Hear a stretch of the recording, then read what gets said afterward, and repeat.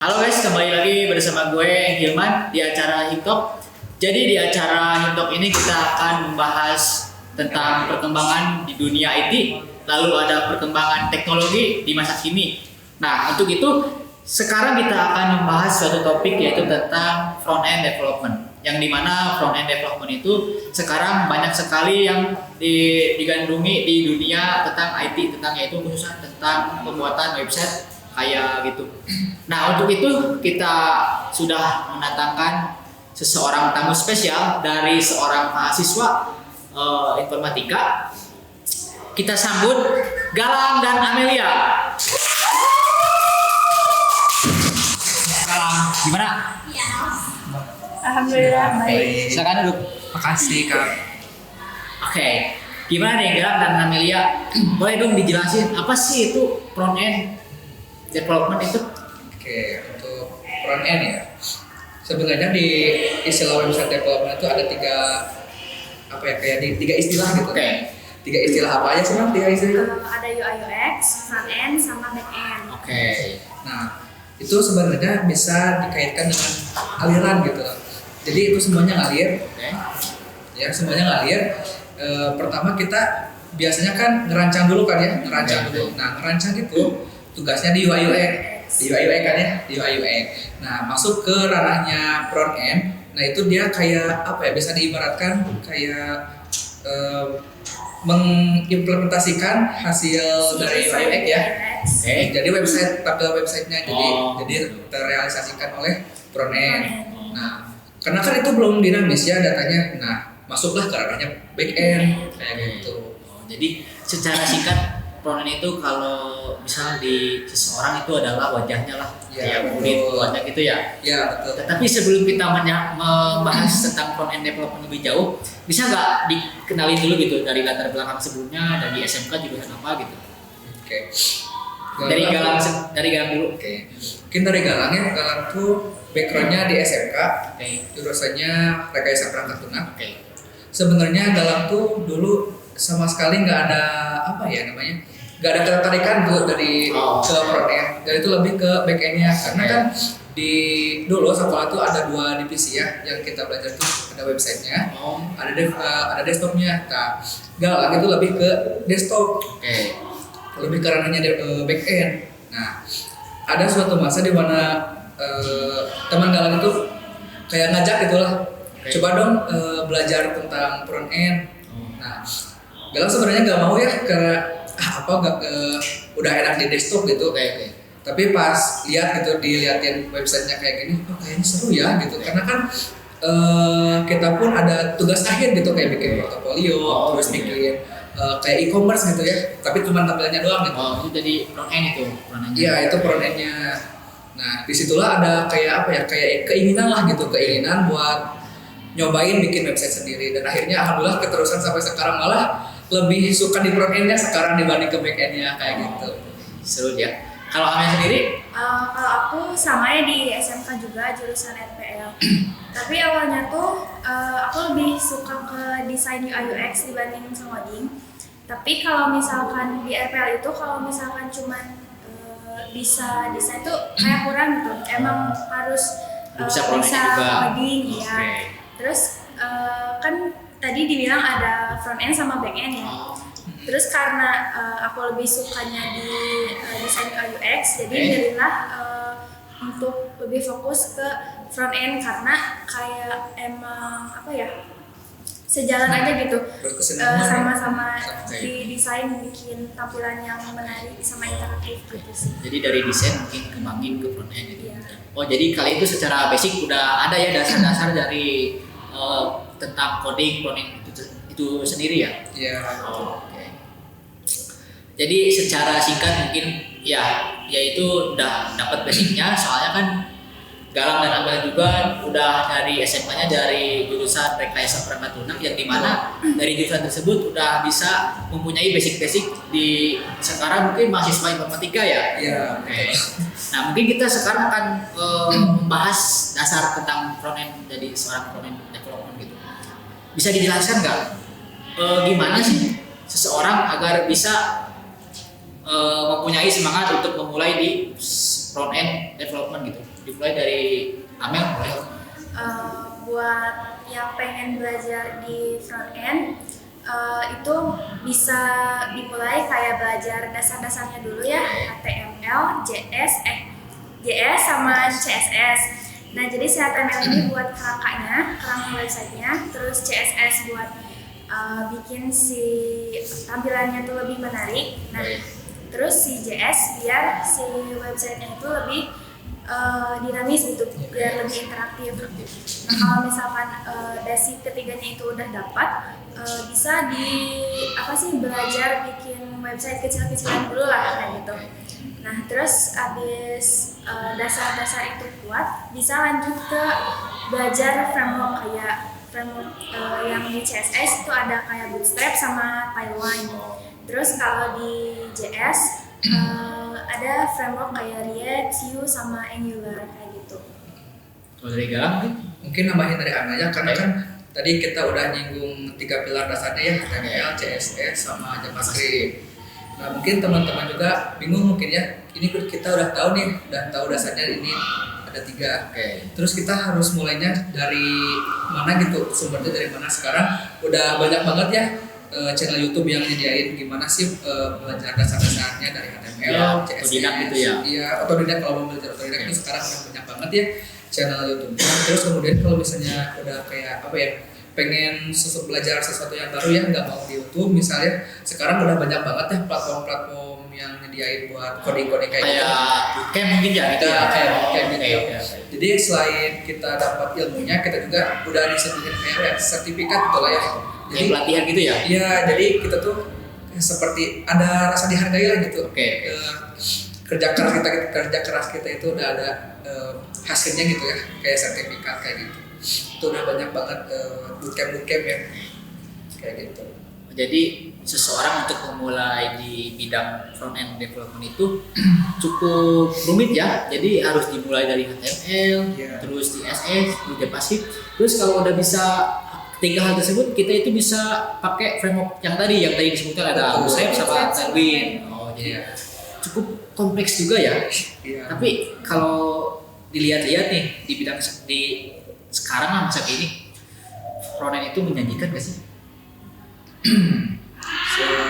Kalau dari demand ya, sebenarnya sudah cukup menjanjikan ya, karena dilihat dari kepopularitasannya sekarang itu lebih banyak juga ya, banyak juga programmer front end yang bergerak ya di perusahaan-perusahaan itu, terutama yang pakai library yang tadi disebutin sama Amel yang JS itu udah popularitas banget. Demand-nya pun lumayan cukup tinggi ya, itu bisa dilihat dari internet berapa demand-nya, dan ya nggak akan nggak akan pernah pudar lah kalau misalnya untuk front end developer sendiri kayak gitu. Jadi ya sih saya juga sering lihat gitu di konten-konten gitu, kalau nggak ada front end si website cuma hanya tampilan tulisan sama latar putih doang gitu, nggak ada interaktif itulah, jadi buat usernya juga nggak menarik gitu. Betul. Nah ngomong-ngomong tentang front end, kalian udah pernah bikin website gitu atau portofolio gitu? Pernah. Itu contoh websitenya website apa? Tadi yang baru sebutin Amel dulu atau Galang dulu? Boleh, siapa aja. Kalau dari Galang lumayan cukup banyaknya buat front end. Yang pertama karena tugas sekolah juga, itu pertama kali buat tuh portofolio. Itu pertama kali bikinnya pakai triple pilar tadi, HTML, JavaScript itu tanpa framework ya, tanpa framework. Nah terus dicoba pakai framework apa sih itu teh? Bootstrap ya. Bootstrap itu bikin kayak dashboard kayak gitu. Terus kemarin juga pas ujikom itu bikin kayak sebuah landing page kayak restoran gitu loh. Itu udah di hosting? Udah. Tapi tanpa backend atau hanya tampilan doang? Sebenarnya itu untuk ujikom ya, karena kemarin tuh ujikomnya dalam pakai API, jadi pasti ada backendnya.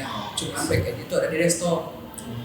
Dia si frontendnya ada di website kayak gitu. Kalau Amel? Karena yang pertama itu bikin proyek kecil-kecilan dulu buat sama ya, proyek kecil-kecilan juga. Iya, buat ngasah yang HTML, CSS sama JS. waktu itu bikin undangan digital sebelum pakai framework. Oke. Banyak ya sekarang yang bikin undangan digital gitu. Iya. Terus pas udah pakai framework bikin website profil instansi waktu itu buat pemenuhan tugas PKL. Terus sama yang tugas akhir itu bikin website e-commerce. Itu pakai framework Laravel dari backend ya. Terus di frontendnya pakai framework Tailwind. CSS buat CSS-nya. Jadi masing-masing udah pernah bikin guys. Jadi mungkin udah ngerti lah di bidangnya gitu karena udah pernah bikin website sama project-project gitulah. Tapi sebelum itu apa sih bedanya Bootstrap sama Tailwind? Itu kan sama-sama apa sih buat Frameworknya CSS. CSS buat styling. Boleh? Sok sama siapa aja bebas. Kita nyantai aja bro. Boleh sambil minum, boleh sambil makan. Oke. Nyantai aja. Yang kedua tadi itu Bootstrap sama Tailwind itu sebenarnya sama frameworknya buat styling. Tapi cara kerjanya tuh beda.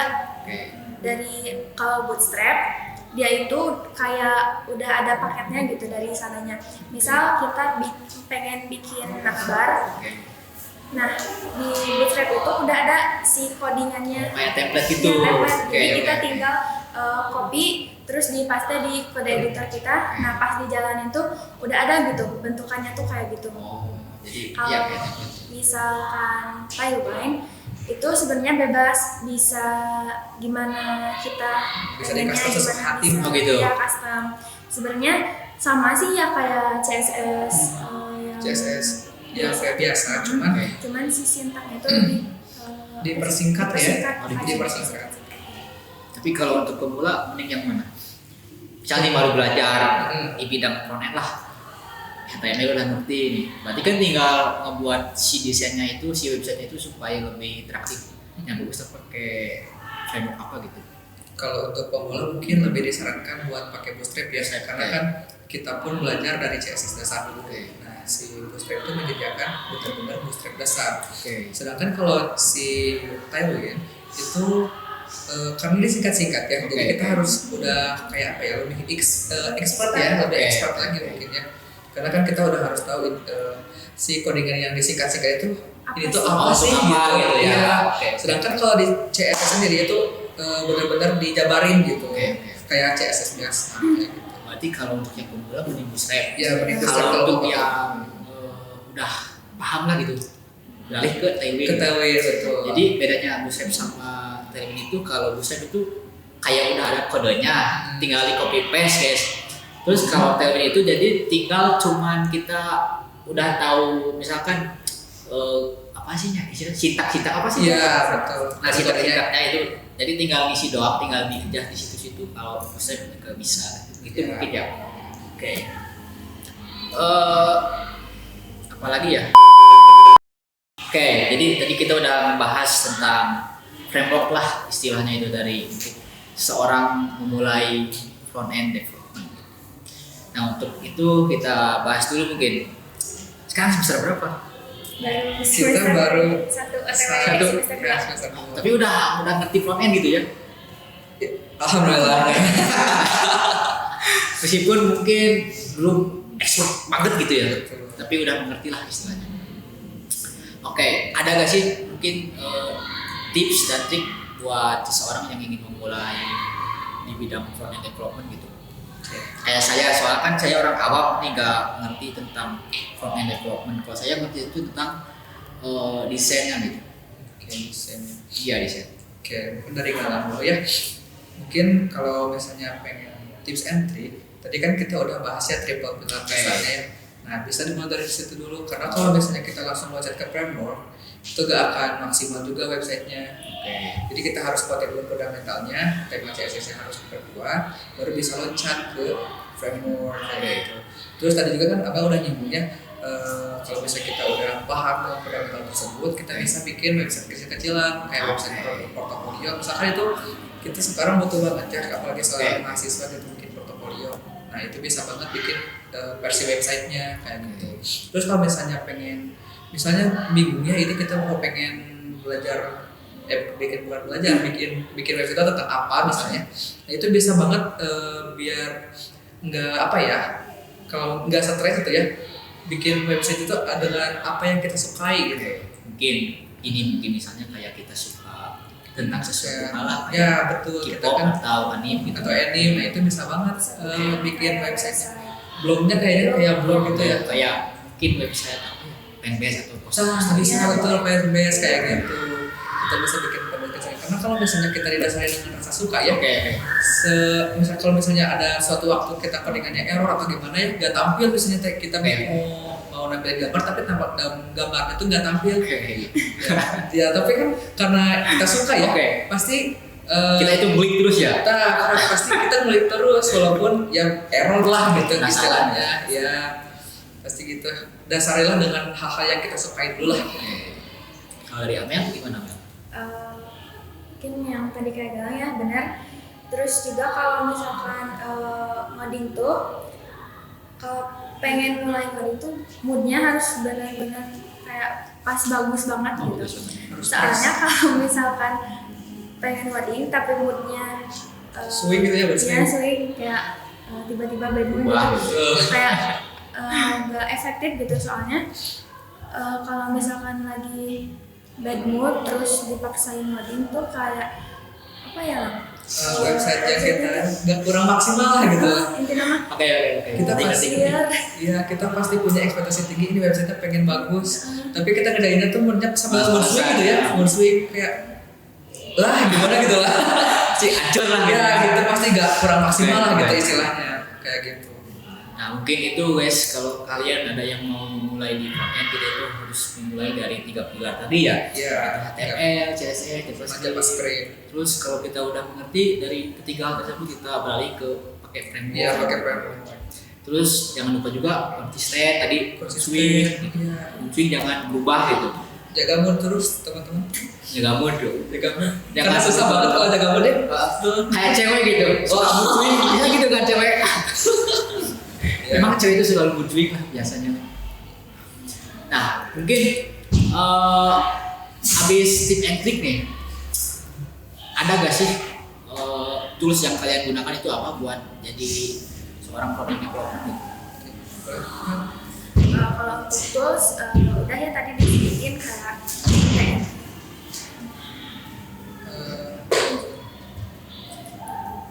kalau untuk tools tadi kan udah disebutin ya kayak HTML, CSS sama JavaScript buat dasarnya. Terus kalau misalkan pengen pakai framework bisa pakai Bootstrap sama Tailwind. Terus kalau misalkan si JS-nya pengen pakai framework juga bisa pakai React misalnya. Terus kalau untuk buat codingnya aku biasanya pakai Visual Studio Code atau enggak Sublime Text. Kayak text editor gitu kan? Iya, text editor. Jadi itu beda-beda. Iya beda-beda. Tapi untuk programmer biasanya kita kan sama-sama di backgroundnya di SMK gitu. Jadi sama guru tuh di anjurkannya pakai Visual Studio Code. Ya, warnanya biru. Oh, yang biru. Itu bisa download di mana itu? Di internet ada ya, di internet. Oh, ada. Ada di website resminya. Lalu dari penonton mungkin ada yang mau tanyain nggak nih? Kalau misalkan nih Tailwind kan sama Bootstrap beda ya.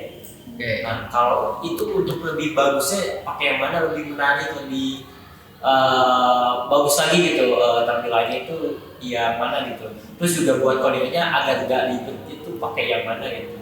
Sarannya bisa dijawab tuh. Biar mungkin mending yang mana lah kalau buat website lebih bagusnya gitu. Itu mungkin ya Seth. ya. Oh, baik bagusnya pakai Tailwind apa enggak gitu? Atau kayak gimana? Bootstrap ya. Apa pakai Bootstrap itu enaknya?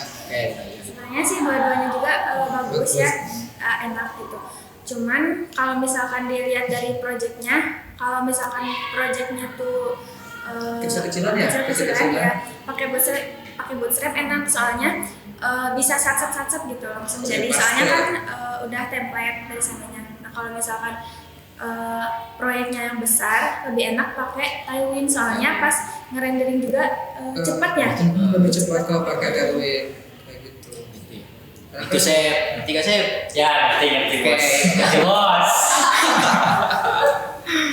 Nah, ngomong-ngomong soal front end, tapi kalian berdua udah ngerti gak sih kan di perkodingan lah istilahnya itu, informatika lah, ada 3 hal nih kan. Jadi pertama itu tentang UI UX, front end, terus back end. Kalau back end mungkin tadi Galang udah disebutin sedikit mengerti lah, gitu. Soalnya pernah bikin website project gitu ya. Nah, tapi kalau dari desain grafisnya Galang udah ngerti belum? Dari UI UX. Oke ya. UI UX mungkin kalau untuk dasar ya, Galang udah pernah coba-coba sih. Cuman nggak begitu diulik gitu lah. Gitu. Jadi langsung aja ke front end back end gitu. Jadi nggak sampai UI UX nggak terlalu didalami kayak gitu. Karena dulu kan SMK Galang lebih ke back end ya. Jadi nggak diulik sama sekali UI UX. Tapi sekarang lagi diulik gitu. Buat UI UX sendiri kayak gitu. Jadi untuk bisa full stack ya gitu lah. Amin. Kalau Amel gimana men? Kalau buat desain UX lumayan ya bisa. Misalnya kan dari awal juga emang sukanya UX. Tapi sekarang juga masih belajar sih, soalnya belum kayak bisa banget gitu. Biasanya bikin desain grafisnya pakai tools apa sebenarnya? Pakai Figma. Ada nggak sih yang lain selain Figma gitu? Ada dulu pernah ada, cuman lupa namanya ada sebenarnya. Ada banyak berarti guys. Jangan takut lah. Kalau lebih seringnya pakai Figma. Oh gitu. Tren sekarang nih di dunia front end development apa yang kalian tahu? Tren.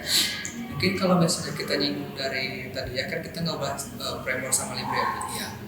Di CSS mungkin yang lebih ngetren tuh di bidang Tailwind-nya kemarin itu ada juga yang lewat di sosial media Galang gitu ya. Ada beberapa metode baru gitu di Tailwind. Mungkin yang belum dicoba ya, tapi itu kan sebuah tren ya. Oh ini ada metode baru nih, belum dicoba itu dari Tailwind. Terus kalau misalnya tadi kan Galang udah nyinggung soal popularitas ya. Ya. Di JS sendiri itu lebih ke React. Karena yang perusahaan-perusahaan besar pun kan di React gitu, dari library-nya pakai React kayak gitu. Terus sekarang itu kemarin juga baca-baca tuh kayak pengen rendering server side-nya lebih cepat itu ada juga sekarang, cuman belum terlalu diulik ya, itu dari Next.js tapi beda-beda ya, itu banyak juga ya. Jadi itu kayak library itu apa sih, framework juga sama atau gimana? Library sama framework enggak ya, library framework bisa dibilang sama, cuman yang nggak sama geringannya nggak sama juga. Beda berarti ya. Beda. Berarti itu tren sekarang pakainya React gitu. React, kebanyakan React. Oke. Mungkin cukup sekian karena udah membahas lumayan jauh lah. Jadi intinya itu front end itu adalah sebuah codingan yang untuk mempercantik lah, istilahnya itu mempercantik sebuah tampilan website gitu, biar lebih interaktif ya. Soalnya kan bisa nih kalian kalau buka website apalah gitu, cuman polos kata-kata doang kan boring gitu ya, nggak ada apa-apanya gitu ya. Nah jadi lebih enak dilihat supaya lebih interaktif. Nah adalah front end ini gitu. Dari desain plus si front end ini dikembangkan jadi sebuah website yang lebih interaktif, menarik, ada yang gerak-gerak gitu. Oke, cukup sekian mungkin untuk talk show kali ini. Terima kasih Galang. Terima kasih telah datang ke acara Himtalk ini. Cukup sekian untuk video kali ini. Mohon maaf apabila dari kita bertiga ada kesalahan. Wabillahi taufiq wal hidayah. Wassalamualaikum warahmatullahi wabarakatuh. Sampai jumpa di video selanjutnya. Bye bye. See you.